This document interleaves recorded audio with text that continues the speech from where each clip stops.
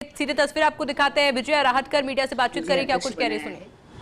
इसके लिए मैं देश के यशस्वी प्रधानमंत्री आदरणीय नरेंद्र भाई मोदी जी, भारतीय जनता पार्टी के राष्ट्रीय अध्यक्ष आदरणीय जेपी नड्डा जी और उसी के साथ साथ देश के यशस्वी गृह मंत्री आदरणीय अमित भाई शाह जी का मैं बहुत बहुत धन्यवाद करती हूँ कि उन्होंने मुझे इस काम के लिए योग्य समझा और मुझे अवसर भी उन्होंने प्रदान किया।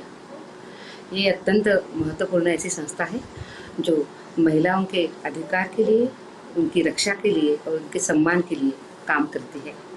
इस काम के लिए मैं बहुत निष्ठापूर्वक भी काम करूंगी और यहाँ पर आई हुई सभी महिलाओं की समस्याओं का समाधान भी करने का पूरा प्रयास करूंगी। सिर्फ महिलाओं की समस्या है इसीलिए हमें काम करना है, ऐसी बात नहीं है। तो हमें महिला सक्षमीकरण के लिए भी काम करना होगा। पर जब महिला सक्षमीकरण की बात आती है तो उसके लिए तो काम करना ही है, पर उसके साथ साथ महिलाओं के नेतृत्व में महिलाओं का सक्षमीकरण, इस कल्पना के साथ भी हमें आगे बढ़ना है। चाहे स्वास्थ्य हो, रोजगार हो, आर्थिक उन्नति हो या उसी के साथ साथ शिक्षा हो, ऐसे अनेक क्षेत्रों में महिलाओं की भागीदारी और भी सुनिश्चित होनी जरूरी है।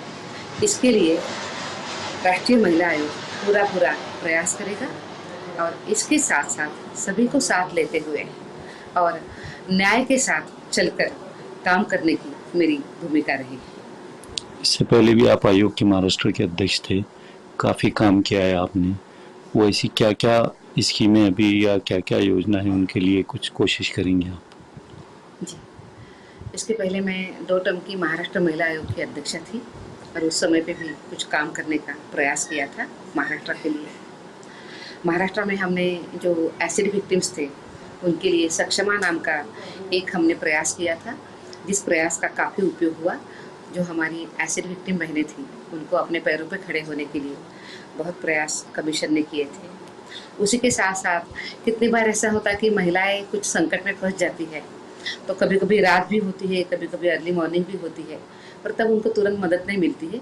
उसको ध्यान में रखते हुए हमने 24/7 की सुविधा नाम की हमने हेल्पलाइन चलाई है, जिसका काफ़ी अच्छा उपयोग महिलाओं को हो रहा है। महिलाओं का आर्थिक सक्षमीकरण होना सबसे ज़रूरी चीज़ है और इसीलिए अनेक उनके लिए सामाजिक योजनाएं सरकार ने बनाई है। उसके साथ भी उनको जोड़ना बहुत ज़रूरी था ताकि महिलाएं आर्थिक सक्षम हो जाए। इसके लिए भी हमने प्रयास किए और उसी के साथ साथ आप सभी को पता है कि निर्मल वारी चलती है। इस निर्मल वारी में महिलाओं के अधिकार के बारे में हमने जानकारी दी थी। उनकी जो स्वास्थ्य है, स्वास्थ्य के लिए हमने काफ़ी अच्छा उनको जानकारी देने का और अधिकार के बारे में हमने प्रयास किया था, जिसका बहुत अच्छा उपयोग भी हुआ है। ऐसे अनेक काम महाराष्ट्र के कमीशन में हमने किए हैं, पर मुझे ये भी लग रहा है कि हमने तब एक प्रदेश के लिए ये प्रयास किया था। अभी हमें अलग प्रदेशों में उस प्रदेश की भाषा, उस प्रदेश का जो विचार है और उस प्रदेश की जो ज़रूरतें हैं उसको समझते हुए हमें कमीशन में काम करना होगा।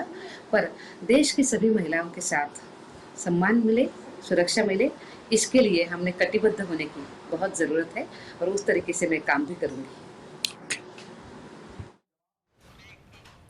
देखिए, विजया राहटकर को आप सुन रहे थे, जिन्हें राष्ट्रीय महिला आयोग की अध्यक्ष नियुक्त किया गया है। हालांकि उनके द्वारा कहा गया कि किस तरह से आगे महिलाओं के सशक्तिकरण को लेकर कार्य किया जाएगा। केंद्र सरकार के द्वारा ये आदेश जारी किया और उसके बाद में रिएक्शन आप उनका सुन रहे थे।